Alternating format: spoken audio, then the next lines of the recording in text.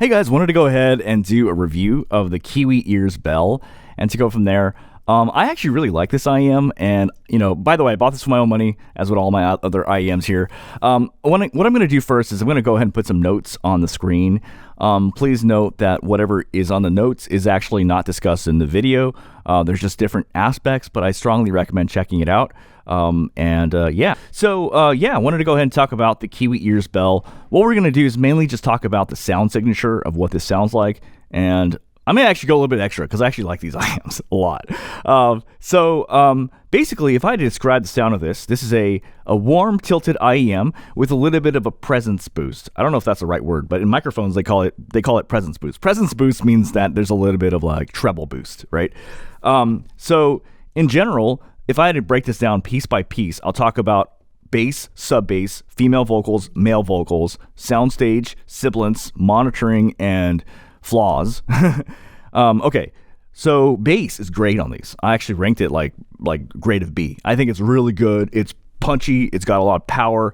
I didn't rank it a grade of A because I think probably bass folks might want more. For me, it's like really, really good. Like I'm happy with it. It's like it's like Swan NV bass. I'm happy with it. Sub bass is definitely fun. The female vocals are really good on here, but not quite perfect. Male vocals are freaking perfect. I'm like, wow, it's really, really, really well done here. Soundstage is forgettable on this. I wouldn't say it's bad, because if it's bad, I would totally let you know, like, dude, this is bad. And then I wouldn't say it's good, because if it was good, I would definitely let you know. But it's forgettable. I would notice that, like, when I'm listening, it would just pass by. Now, there are three main flaws with this IEM that I think people should know about, because it's not perfect, right? So the first thing is, I would notice that on some tracks, voices would tend to sound a little bit low res. And it only would be on certain songs, which is like really strange. So I don't know whether it's because that song itself is low res, or whether this is bringing out certain frequencies to make it sound low res. And when I say low res, what I mean is like it's a difference between like 320 MP3 down to 64, or like MP3 all the way down to like listening to radio in a car. It would be like the voices would just sound a little bit more low res. But the thing is, it only happened on one of the songs, so that's just something to note of. But aside from that, female vocals and male vocals sounded really good. Female vocals are just a smidge too thin for me. Not thin. That's the wrong word. It just sounds good. But it's not perfect. But then male vocals are perfect on this. Like, it's like spot on. Like, I wrote, like, this is like, it's like on point. Okay. The other thing too is that basically sibilance is problematic on this if you crank up the volume, which I thought was kind of strange, because this is actually more of a warm tilted IEM with a presence boost. So maybe this is like a warm V, but then when you raise the volume, then this starts getting really sharp. So just be aware of that. Comfort is S tier on this. This is so comfortable.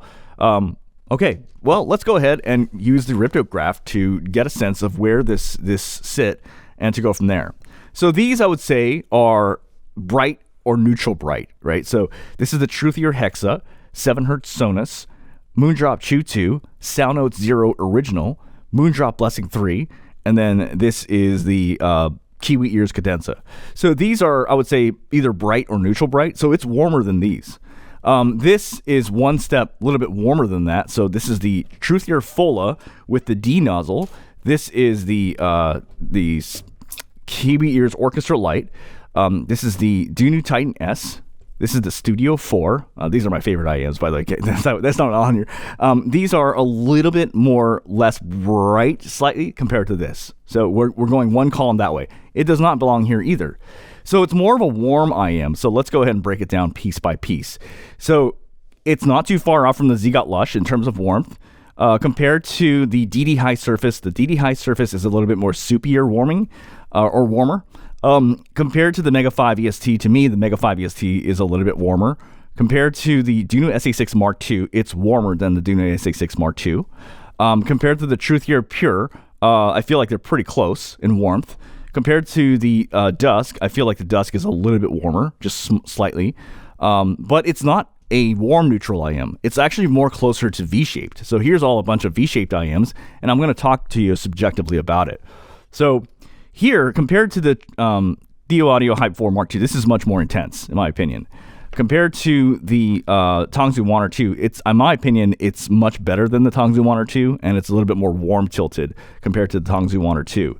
Compared to the Swan NV, they're pretty close. They, because the Swan NV does bass like really well, and then it does vocals really well. But the thing is, the problem is that IEM, the Belle, can sometimes sound low res. I never have that problem with this IEM, so that's just something to note. The Chopin to me sounds much more brighter, and vocals are thinner. I think back then Harman was a thing, like the 2019 Harman was like trendy, but now this kind of sound is no good, in my opinion. But female vocals are thinner here, and it's slanted brighter. This is the Defiant. So I think the Defiant still wins because the Defiant has better soundstage, and the Defiant doesn't have that low res sort of feel to it sometimes. It's always, pretty good. But there were times where I feel like they're not really comparable because this has better, like the other one has better comfort, and they're both really good at vocals. And it's a huge price difference, obviously, because that's like $20 and that's $80, but it's just something worth to note. Compared to the Truthier Nova, I would still say the Truthier Nova wins here. So the Truthier Nova has better technicals, and it doesn't have that low res problem. But they both have that similar problem where when you crank up the volume, they both can get pretty harsh. So yeah, that's my overall 2 cents on the Belle. I just think, like I said, I think it has really good male and female vocals. I think it has great bass, great sub bass, sound stages, whatever. I would say in general, it tends to have some issues with sibilance if you crank up the volume, so don't crank up the volume too high. And then I would say in general, this is a warm tilted V with a little bit of a presence boost. And I think these are freaking great for $20.